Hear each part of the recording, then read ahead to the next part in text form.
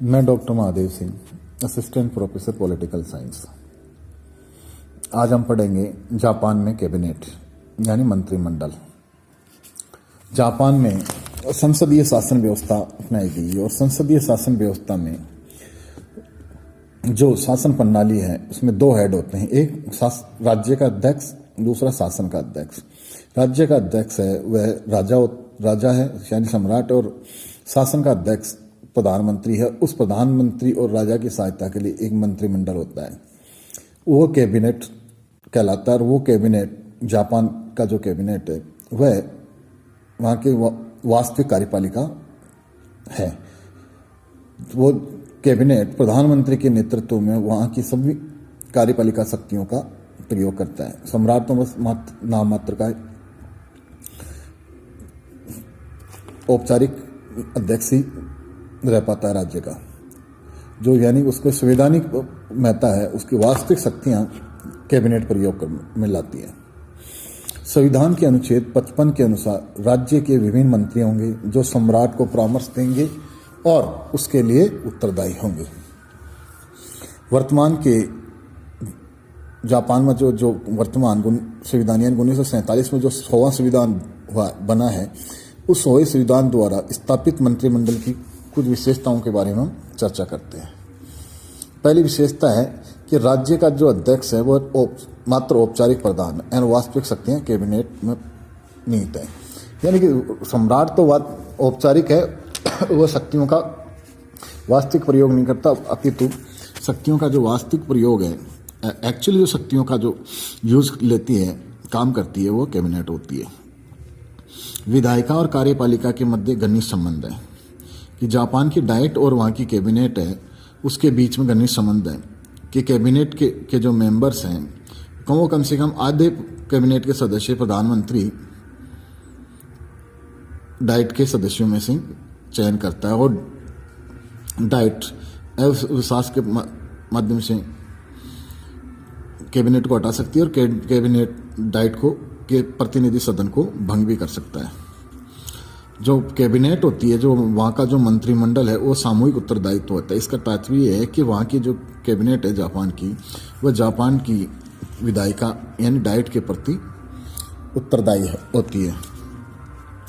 अगली जो विशेषता है वो है जापान में राजनीतिक सजातीयता मानती है, यानी पॉलिटिकल होमोजेनिटी होती है। इसका तात्पर्य यह है कि जापान में जो कैबिनेट बनता है वो अलग अलग दलों से मिलकर नहीं बना पाता। तो जो सत्तापक्ष होता है, जिसका बहुमत होता है, उसी दल से जापान का कैबिनेट बनता है। एक दलीय कैबिनेट इसको हम कह सकते हैं। प्रधानमंत्री का नेतृत्व है। जापान का जो प्रधानमंत्री है वह मंत्रिमंडल का अध्यक्ष होता है, लीडर होता है, और प्रधानमंत्री डाइट के सदस्यों में से ही मंत्रियों का चयन करता है, उनके मध्य कार्यों का बंटवारा करता है और उन्हें उनके पद से हटा भी सकता है। यहाँ ध्यान देने वाली बात यह है कि जापान के अंदर जो मंत्री है वह असैनिक ही होंगे। अब हम बात करते हैं जापान के मंत्रिमंडल की क्या शक्तियाँ और कार्य है। तो पहली जो शक्ति है वो प्रशासनिक है, यानी कि जापान का जो पूरा प्रशासनिक ढांचा है, प्रशासन चलाने का जो कार्य है, उसकी सारी की सारी शक्तियाँ कैबिनेट के पास निहित होती है। संविधान के अनुच्छेद 65 में कहा गया है कि जो राज्य की कार्यपालिका शक्तियां हैं वह कैबिनेट में निहित होगी, यानी एग्जीक्यूटिव पावर्स का उपयोग कैबिनेट करेगा। दूसरी प्रकार की जो शक्तियां हैं वह है विधायी शक्तियां यानी लेजिस्लेटिव पावर्स। इसके अंदर कैबिनेट और डाइट दोनों मिलकर कानून निर्माण और संविधान संशोधन का कार्य करती है। कैबिनेट बिल तैयार करती है और डाइट उन बिलों को पारित करती है। कैबिनेट राष्ट्रीय नीति निर्धारित करती है और विधायी प्रक्रिया में अपनी प्रभावशाली भूमिका निभाती है। अगली शक्ति है वित्तीय शक्तियाँ। जब हम फाइनेंशियल पावर्स की बात करें तो देश का जो बजट है यानी आय व्यय का जो लेखा है, ब्यौरा है, उसको कैबिनेट तैयार करवाता है और कैबिनेट उस बजट को डाइट में रखता है और डाइट से उस बजट को पारित करवाने का कार्य ही भी कैबिनेट करता है। अगला जो पावर है वह है जुडिशियल पावर या न्यायिक शक्तियाँ। सम्राट कैबिनेट द्वारा निर्देशित व्यक्ति को ही सर्वोच्च न्यायालय का मुख्य न्यायाधीश नियुक्त करता है।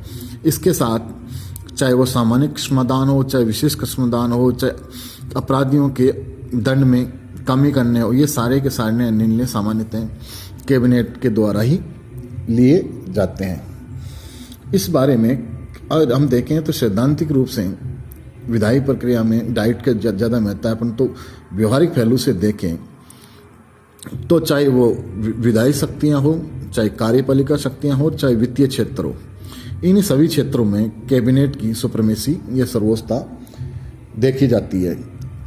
कैबिनेट की शक्तियों के बारे में एक प्रसिद्ध विद्वान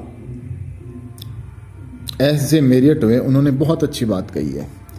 उन्होंने कहा है कि कैबिनेट वह धुरी है जिस पर समस्त प्रशासन यंत्र घूमता है, यानी कि कैबिनेट है उसी के पहिए पर देश का पूरा शासन तंत्र चलाने का दायित्व है। इस प्रकार हमने देखा कि जापान में जो कैबिनेट है वह वहाँ की पार्लियामेंट्री फॉर्म ऑफ गवर्नमेंट में अपनी अहम भूमिका निभाता रखता है।